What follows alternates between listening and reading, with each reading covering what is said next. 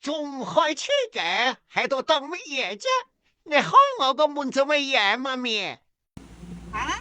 行去邊度？嗰啲啊，坐落下邊。睬你都傻啊！你唔坐？坐落下邊啊！先到先得啊！你有冇聽過？坐落下邊都冇坐邊啊？話知你坐邊度啊？我霸先噶嘛呢個位？喂，夾硬嚟都有嘅，啲女人都唔講道理嘅真係。喂，有啲咩證住我嘅？